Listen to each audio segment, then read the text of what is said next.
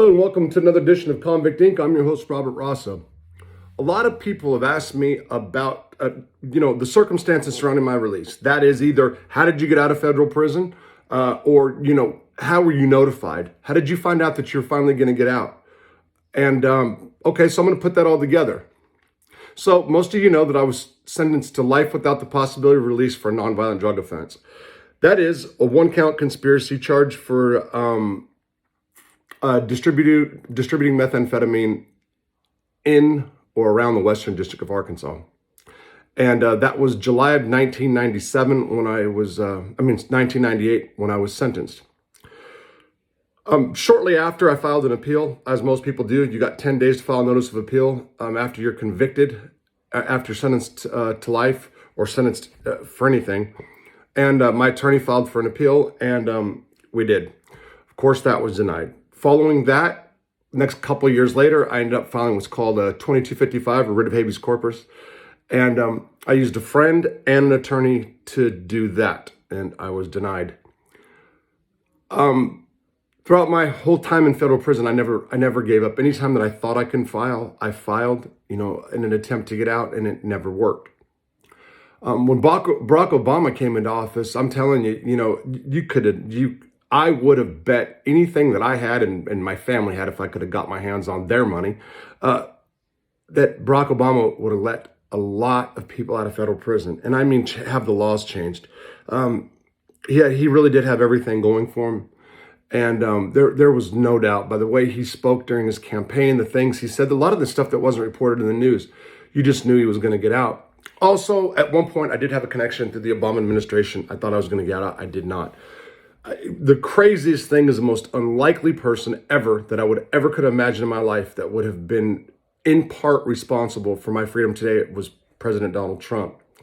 And the way that happened is in 2018, Trump signed what's called the First Step Act. Now, Trump just didn't come up with it on his own. It went through a bipartisan Congress, that is the Senate and the House. I believe Dick Durbin was instrumental on first pushing the bill, but nevertheless, the First Step Act is the reason why I'm out. Specifically, the First Step Act covers a lot of stuff, including stuff that's coming in the Federal Bureau of Prisons. It's called the First Step for a reason. It changed mandatory life to 25, which is, in my case, changed the crack law, made it retroactive. They've been working on the crack law changed 7-8 years ago. And, 7 or 8 years from 2018, so 2010 or 11. And it wasn't run retroactive, meaning all the guys that were in prison for crack, it didn't really serve much of a benefit for. It took the First Step Act to make that the crack law retroactive. In regards to me, it was not mandatory life to 25 that got me out of prison. In fact, that was the same statute that I was sentenced under. That's 841, 841B1A, and 846 and 851. The 851 statute, which is mandatory life without the possibility of release, has changed. It's now mandatory life, a mandatory 25 years. That, if that was run retroactive, that law would have changed everything for me. It did not. Unbelievably, what did change was the compassionate release statute. Prior to the First Step Act, the only people that can really file a compassionate release is the BOP warden. You have to go through the BOP to do it, the warden, director, whatever. So it's your sentencing courts could not let a person out under the compassionate release statute. And very few people had ever gotten out under the compassionate release statute. Well, what the 2018 First Step Act did was it modified that, where prisoners, inmates, can bring forth their own compassionate release. If the warden wouldn't allow a compassionate release, then ultimately it went to the courts, and that's what happened to me. So it was 2020, maybe the end of 2019 when we first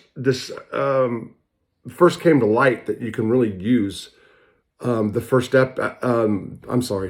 compassionate release statute of the First Step Act to basically circumvent other laws. It really gives a judge a broad discretion on why they can let people out. Really, it doesn't. Nobody has to be sick anymore. A judge can just see a sentence that he or she feels was wrong and correct it by compassionate release. That's rare, but it can be done. And in my case, in part, my judge did that. So here's what happened. First, you have to file administratively within the institution. That is administrative remedy, okay? So what you do is called a reduction in sentence / compassionate release. It's Federal Bureau Program Statement 5050.50. You bring your request to the warden. You list the reasons why you feel there's a criteria you have to follow. You list the reasons why you feel you should be released, and the warden will deny or accept it.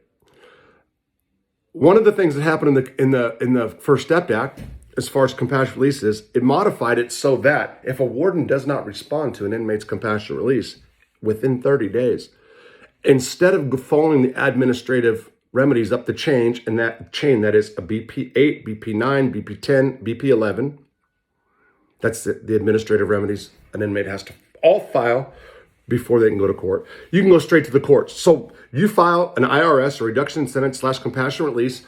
The warden doesn't respond within 30 days. Boom, you can go straight to the courts. And that's what happened in my case. I filed a reduction in sentence based on recurring bladder cancer, a heart condition, and rehabilitation, and a change in sentencing law. The change in sentencing law was the mandatory life of which I was serving 225 years. Again, that was not retroactive. So Congress could have let people out of prison, but they chose not to. Why they do that, it's bullshit, but that's what they do a lot of times, and that's what's happening right now. So the warden, of course, denies me, and then I file to the Western District of Arkansas. The Western District of Arkansas falls into the 8th Circuit and is a very conservative circuit. Very tough circuit. So ideally, if you get busted, go to the 9th Circuit, because they let people out for a lot of stuff. So not enough, really, but the 9th Circuit's the place to be, okay? 8th Circuit's not. There's not some other conservative circuits, not the place to be, but 8th Circuit was not. So my life literally fell into the hands of a U.S. District Court judge by the name of Timothy L. Brooks. Timothy L. Brooks, as far as I knew, was fair, but very, very tough. And when I realized that my case was going to fall in his lap, I started researching him. I started researching some of the things that he wrote, some of the opinions that he'd said. Originally, my sentencing judge was Hendren, but he's Judge Hendren, Jim Larry Hendren, but he's since retired, and all of my stuff then fell to Timothy L. Brooks. So when I knew that Brooks was my judge, or would be my judge for any reason, back in like 2016, I really began following him. So one of the biggest mistakes jailhouse lawyers, pro se litigants do, is they don't really follow their sentencing judge enough. Read your judge's opinions, people. If you're a jailhouse lawyer, if you know a jailhouse lawyer right now, somebody in prison that's done, make sure before they file anything to research and look at everything that the judge that the motion is going to go before has to say. Read everything. And to be honest, if you can, use their words against them. Use their words to support your argument. I did that. Anyway, so I filed, and I was following all the decisions in the Western and Eastern District of Arkansas. And little sidebar, every district's different. Every judge in every district's different. I'm sorry. That's usually the judges kind of follow together in a district. Some of them not so much. But like the Eastern District of Arkansas, to this day, I don't think that they have granted anybody a compassionate release. So I was following Judge Brooks's decisions, and I was getting a little worried. Really kind. He writes really well, but at the end of the day, he wasn't letting nobody out. Real apologetic. So anyway, I was getting pretty worried. Also, in my district, they were responding they normally respond very, very quickly to any litigation that prisoners file.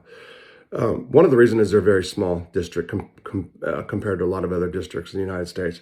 So, everything moves a lot quicker. I filed, and I had a really good feeling in the beginning. I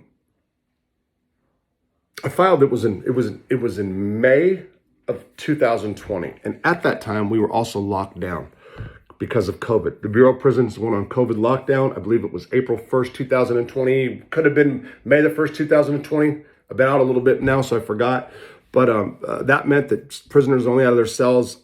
There's different stages: half hour a day, 2 hours a day, 6 hours a day, whatever stage that they're in. They're currently still going through that whole COVID lockdown, and it's really, really horrible in federal prison because of the COVID restrictions that they have, especially the visitation privileges. So anyway, I filed it. And let me tell you what I filed. I filed my compassionate release based on bladder cancer. I filed it based on rehabilitation. I filed it based on an intervening change in law. So what I did, because I had watched how my judge often referred to prison programming, either praised or not, and then talked about prisons with disciplinary histories, and I had an extensive one. I really wanted to focus in on other cases that he wrote. He wanted to use his language. So what I did was, in my opinion, and from what I've seen, most prison programming is bullshit.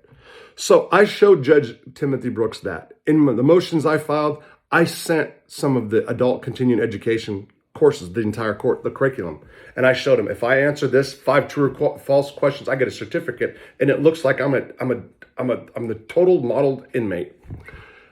I also showed him something else. The Bureau of Prisons has been accredited through the Department of Labor of certifying inmates for various reasons: food service, janitorial service, a host of other things. But it's governed through the Department of Labor. It's actually federal law. And I had once went through and become accredited through the Department of Labor for a janitorial course. This janitorial course didn't really exist. You just had to show up in the morning. You had to sign your name on a piece of paper. And 6 months later, you were accredited through the Department of Labor. I brought this to Judge Brooks's attention. It's actually a crime. That's a whole different story. But anyway, my point being, I wanted to show him, look, this is who I was. I had 24 disciplinaries. This is who I am now. It's been 10 years almost.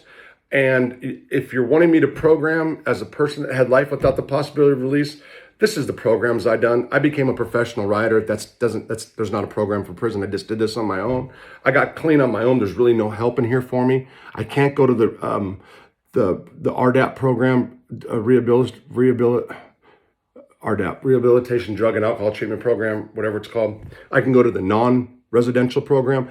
And I also put that I did go to the non-residential drug program and that there are certain tools in that program that does help. I wrote all this to Judge Brooks. I don't know what he read or what he didn't. I know that he's a thorough man, so I'm going to say he read, or his clerks read every word. So again, I wanted to show that the Bureau of Prisons programming could not help me any further, that I had to help myself and that I have helped myself. That was my whole goal. I also had been doing better in prison, and I had a counselor. And during a team review, she wrote a favorable report about me that was attached, of course, to my compassionate release motion, which helped tremendously. It helped a lot. People think that their unit managers and counselors can't help them get out of prison. Be kind to those people. Be kind to them, because they can. Anyway, so on April the 12th, shortly after the doors racked for the 4 o'clock count, so it was about between 4:30 and 5 o'clock, my cell door pops open, and I head to the phone because I'm going to call my wife. And right before I get to this phone, this kid cut in front of me on the phone and nearly caused me to lose it. We started arguing over the phone. One of his homeboys jumped in and said that I was right. He was saying I was wrong, and all of a sudden I hear, "Rosso, Rosso, Rosso," and there's some people are screaming my name. And I looked downstairs because I was getting into it with this guy. And they said, Miss Hall wants to see you. Miss Hall was our case manager in F block and M block at the time. So I walked away. Anger management 101. I did take anger management. There was actually some good stuff in there too, I should say, if you really want to pay attention. Went downstairs. There's a whole line of inmates in front to see Mrs. Hall, and I cut in front because she's calling me, and I opened the door, and she says, come in and shut the door. And I said, I didn't want to shut the door at first because being alone with staff, you get a jacket. You know, to be honest, I kind of don't care, but there was a part, for whatever reason, at that point, I said, no, I'm good. She goes, just shut the door. So I go and I shut the door, and she reaches over and she's looking at me, and I can see something's up. And she goes, hold on, just listen. And she pushes the telephone. And on the other end of the line was a case manager, my former case manager named Miss Boo. And she said, Rosso. And I said, what? She goes, your sentence has just been reduced to 25 years. I was standing up, and to be honest, I wasn't expecting, even if I was granted compassionate release, to hear that my sentence had been reduced to 25 years.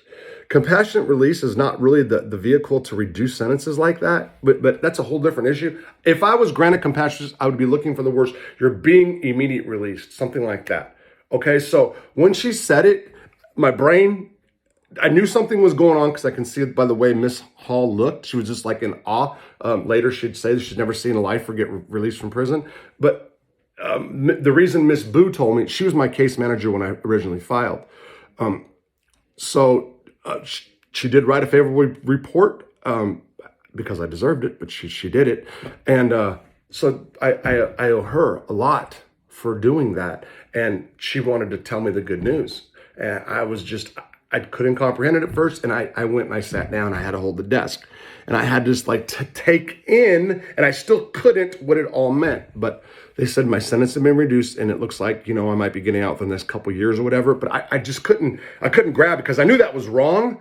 Because anyway, I'll get to that. So Miss Boo's off, and Miss Hall, she's like, oh my gosh, these are women, they were both tearing up or whatever. So was I.